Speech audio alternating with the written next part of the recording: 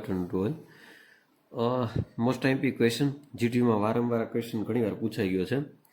Explain relation between current gain alpha and beta, અથવા તો એવું પણ ક્વેશ્ચનમાં પૂછે કે આલ્ફા એન્ડ બીટાનું રિલેશન બતાવો, બરોબર? એક્સપ્લેન કરો રિલેશન. તો સ્ટાર્ટ કરીએ આલ્ફા અને બીટાનું રિલેશન.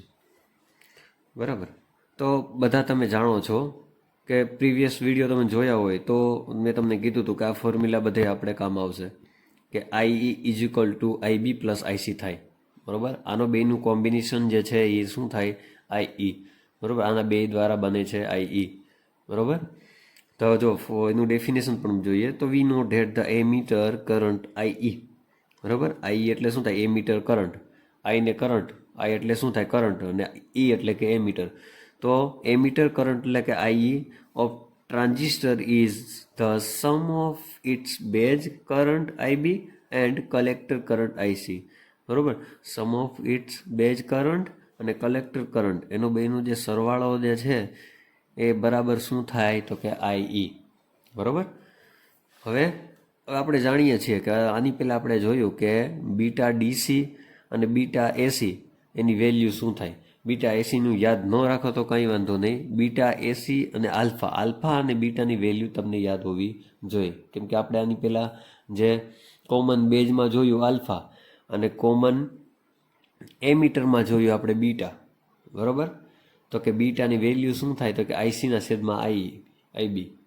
અને એવી જ રીતે આલ્ફામાં શું જોયું? તો કે આઈસીના છેદમાં આઈ. ઓકે, બરાબર? એટલું તમે યાદ રાખો કે જ્યારે પણ તમને બીટા પૂછાણું હોય, બેઝ પૂછાણું હોય, બેઝ જ્યારે પૂછાણું હોય ને ત્યારે એમાં આઈબી નહીં આવે, બરાબર? તો કે આઈસીના છેદમાં આઈસી તો ઉપર આવશે જ, કેમ કે કલેક્ટર કરંટ ઉપર આવે, બરાબર? અને હંમેશા કલેક્ટર કરંટ ઉપર આવે અને નીચે આઈ અથવા તો આઈબી ગમે તે આવે. આમાં આઈબી નહીં આવે કેમ કે આપણે બેઝ કન્ફિગ્યુરેશન જોઈએ, કોમન બેઝ, બરાબર?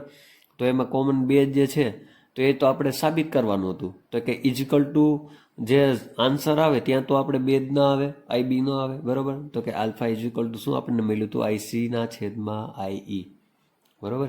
એવી રીતે આપણે કોમન એ મીટર જોયું, એ મીટરને કોમન કર્યું હતું. તો એ મીટરને કોમન કર્યું હોય તો અહીંયા થોડો આઈ આવે ક્યાંય? તો કે આઈસીના છેદમાં શું આવશે? આઈબી, બરાબર? તો આવી રીતે આપણે યાદ રાખવાની છે ફોર્મ્યુલા. બીટા એટલે એ યાદ રાખવાનું કે એમીટર કન્ફિગ્યુરેશન, એમીટર કન્ફિગ્યુરેશન, અને આ જે છે એ બેઝ કન્ફિગ્યુરેશન છે, બરાબર? આલ્ફા અને બીટા બે વસ્તુ છે. ઓકે, તો આ વસ્તુ આપણે યાદ રાખવાની છે બંને. ઓકે, તો આ ફોર્મ્યુલા મેં તમને કીધું હતું, important formula I is equal to IB plus IC.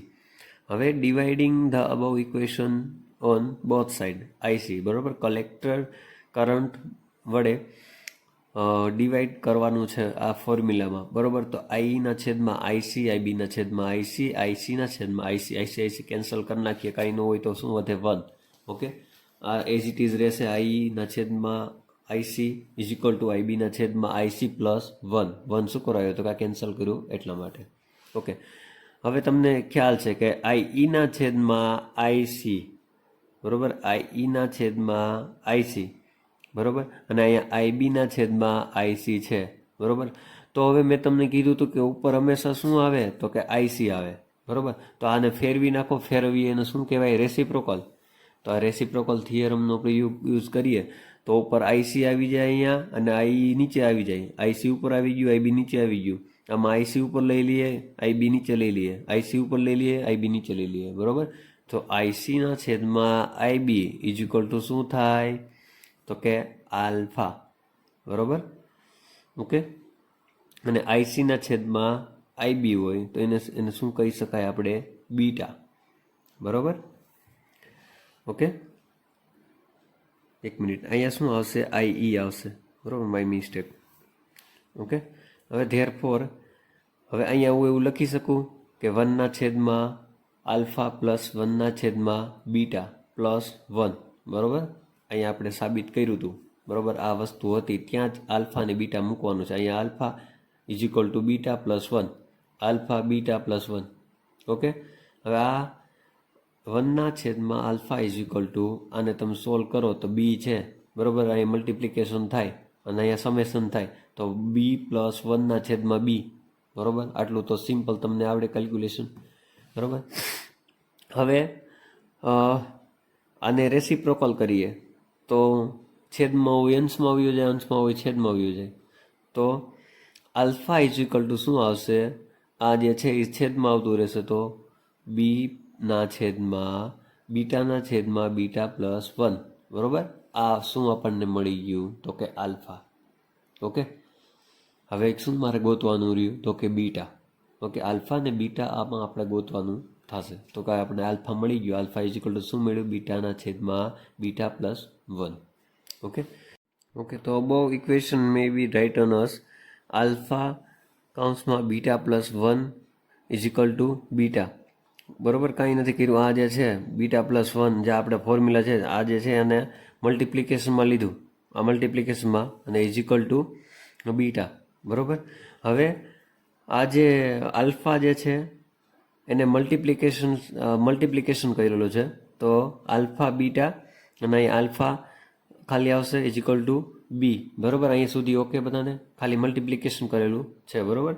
હવે આની સાથે તો આ છે, આ એક આલ્ફા જે છે એને આપણે કોમન લઈ લઈએ, બરોબર. આને કોમન લઈએ આલ્ફા ઇઝ ઇક્વલ ટુ, તો આ જે છે એક મિનિટ, આને આપણે કોમન લઈ લઈએ આલ્ફા, બરોબર. હવે એને ઇઝ ઇક્વલ ટુ બીટા એમ નામ આવશે. અહીંયા આ બધું છે એ આ સાઈડ બી આવશે.